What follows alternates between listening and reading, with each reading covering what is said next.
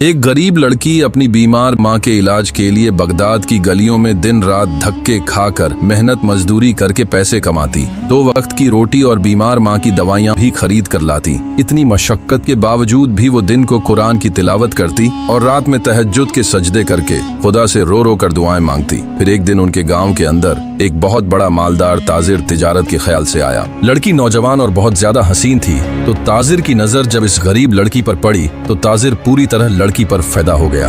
उसने गांव वालों से लड़की के बारे में पूछ-गछ करके उसकी मां के पास पैगाम भिजवाया कि मैं तुम्हारी बेटी के साथ शादी करना चाहता हूं। बदले में तुम्हें इतना माल और दौलत दूंगा कि तुम पूरी जिंदगी आराम से अपना गुजारा कर सकोगी। मां बहुत खुश हुई क्योंकि वो जानती थी कि उसकी मौत करीब है।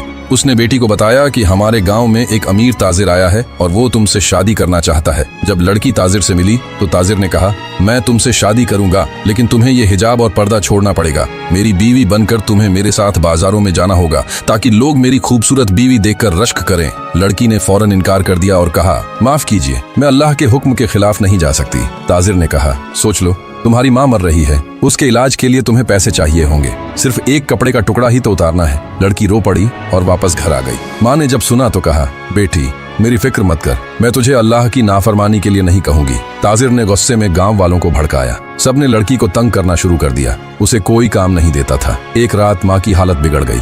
बेटी रोने लगी, या अल्लाह मेरी माँ को बचा ले। माँ ने हाथ पकड़ा, बेटी अल्लाह से दुआ मांग कि मुझे जन्नत अता करे। तूने मेरे लिए अल्लाह का हुक्म नहीं तोड़ा, यही मेरे लिए बहुत बड़ी खुशी की बात है। इसी रात माँ ने दम तोड़ दिया। लड़की बिल्कुल अकेली रह गई। ताजिर सुबह फिर आया और कहने लगा, तुम्हारी माँ भी मर गई, अब तुम बिल्कुल अकेली हो गई। मेरी शर्त मान लो वरना भूखी मर जाओगी। लड़की ने जवाब दिया, मैं भूखी मर जाऊंगी लेकिन अल्लाह का हुक्म नहीं तोड़ूंगी। लड़की मेहनत मजदूरी करती, भूखी रहती, लेकिन अपने ईमान पर डटी रहती।